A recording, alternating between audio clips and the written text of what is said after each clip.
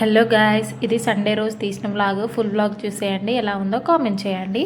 పొద్దున్నే లేచి ఏబీసీ చూస్ చేసుకొని తాగేసాము. ఈరోజు అందరం ఇంట్లోనే ఉంటాం కాబట్టి చక్కగా చేసుకొని తాగేసాము. ఎవ్రీడే అనుకుంటున్నాను అనమాట, రేపు చేసుకున్నాము. పొద్దున్నే బ్రేక్ఫాస్ట్ కింద చేసుకొని తాగుదామని. సో ఏ రోజు కుదరలేదు. ఫైనల్గా సండే రోజు అయితే కుదిరింది. చేసుకొని అందరం చక్కగా తాగేసాము.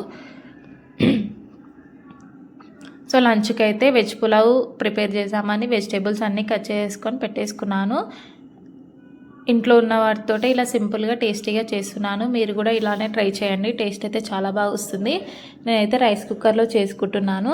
పోపు అంతా రైస్ కుక్కర్లో వేసేసుకొని రైస్ వేసిన తర్వాత రైస్ కుక్కర్లో పెట్టేసాను, తొందరగా అయిపోతుందని. వెజిటేబుల్స్ అన్నీ కట్ చేసేసుకున్నాను. ఆయిల్ పచ్చిమిర్చి వేసుకొని మంచిగా మగ్గనిచ్చుకోవాలి. కరివేపాకు, కొత్తిమీర, పుదీనా వేసుకొని మంచిగా మగ్గనిచ్చుకోవాలి. అందులో క్యారెట్, ఆలుగడ్డ వేసుకొని ఒక 5 మినిట్స్ ఆయిల్లోనే మగ్గనివ్వాలి. మగ్గనిచ్చుకున్న తర్వాత నేనైతే ఫ్రెష్ అల్లం వెల్లుల్లి పేస్ట్ వేస్తున్నాను. ఇందులో మంచిగా ఫ్రెష్ది అయితే టేస్ట్ బాగా వస్తుంది.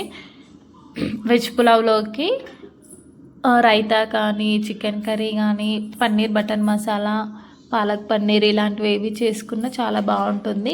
నేనైతే ఇందులోకి టమాటా పప్పు చేస్తున్నాను, రైతా ప్రిపేర్ చేస్తున్నాను. రైతా టమాటా పప్పులోకి అయితే టేస్ట్ చాలా బాగుంది. ఫస్ట్ టైం ట్రై చేశాను. టమాటా పప్పు చాలా బాగా వచ్చింది. వెజ్ పులావ్లోకి అయితే చాలా బాగుంది టమాటా పప్పు. మీరు కూడా ట్రై చేసి ఎలా ఉందో చెప్పేయండి. ఒక 5 మినిట్స్ మగ్గనివ్వాలి ఆయిల్లోనే.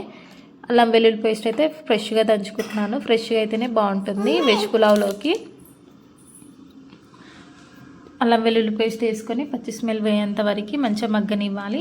మగ్గిన తర్వాత మనకి రైస్లోకి వాటర్ ఎంత కావాలో అంత పోసేసుకోవాలి. నేనైతే ఒక 2 గ్లాసెస్ రైస్ తీసుకున్నాను. ఒక గ్లాస్కి 2 గ్లాసెస్ ఆఫ్ వాటర్ పోసుకోవాలి.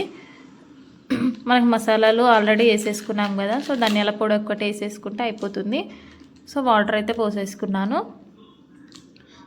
రైస్ వేసుకొని రైస్ కుక్కర్లో పెట్టేసుకున్నాను. అదైతే అయిపోయింది. ఆలోపు నేను పప్పు రైతా అయితే ప్రిపేర్ చేసేసుకున్నాను. మీరు సండే స్పెషల్స్ ఏమేమి చేసుకున్నారో కామెంట్ చేసేయండి. సో నేనైతే ఫస్ట్ టైం ఇలా ట్రై చేశాను. టేస్ట్ అయితే అదర్స్. మా పాపనైతే ఏదేదో ఆడుతుంది, కొత్త కొత్త ఆటలు కనుక్కుంటుంది ప్రతిసారి. అయితే టమాటా పప్పులోకి ఇలా గిన్నె పెట్టుకొని విజిల్ పెట్టుకుంటే పప్పు అనేది పొంగదనమాట. నేను ప్రతిసారి ఇలానే చేస్తాను. మీరు కూడా ఈ టిప్ చూసి ఫాలో అవ్వండి. మీకు కూడా వర్కౌట్ అవుతుంది. గ్యాస్ ఖరాబ్ కాకుండా ఊకే కడగడం ఇబ్బంది అవుతుంది కదా, సో అలా కాకుండా ఇలా ట్రై చేయండి. అసలు మీకు పొంగదు. అది పొంగేది కూడా గిన్నెలోనే, లోపల మనం చిన్న బౌల్ పెడతాం కదా, అందులోనే పడిపోతుంది అనమాట. సో మనకి ఏ ఇబ్బంది ఉండదు విజిల్ వచ్చినా కూడా. ఇక్కడనైతే రైతా ప్రిపేర్ చేస్తున్నాను. రైతాలోకి కొంచెం సాల్ట్ ఎక్కువైంది. సో రైస్లోకి అయితే సెట్ అయిపోయింది అనమాట. సో రైతాకి పచ్చిమిర్చి, ఆనియన్, కొత్తిమీర వేసేసుకొని సింపుల్గా ప్రిపేర్ చేసుకున్నాను. ఇక్కడైతే టేస్ట్ అయితే చాలా బాగా వచ్చింది. లంచ్ చేసేసి కాసేపు అలా బయటకు వచ్చాము వాకింగ్కి. కొద్దిసేపు అలా వాకింగ్ చేస్తుంటే సాన్వికి కొబ్బరి కానొస్తే పాపము తాగుతా అంటుంది. తనకి కొబ్బరి బొండ అంటే చాలా ఇష్టము. సో కొబ్బరి బొండాలు అమ్మే తాత ఏమనే చూస్తున్నాడు అని చెప్పి సైడ్కి తిరిగి కొబ్బరి నీళ్ళు తాగుతుంది. తనకి ఎవరన్నా చూస్తే అస్సలు తాగదు, సైడ్కి తిరిగి తాగుతుంది.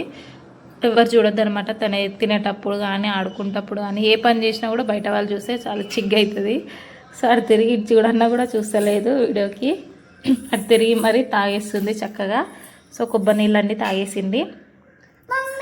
కాసేపు అలా వాకింగ్ చేసి ఇంటికి వెళ్ళాము. Please like and share.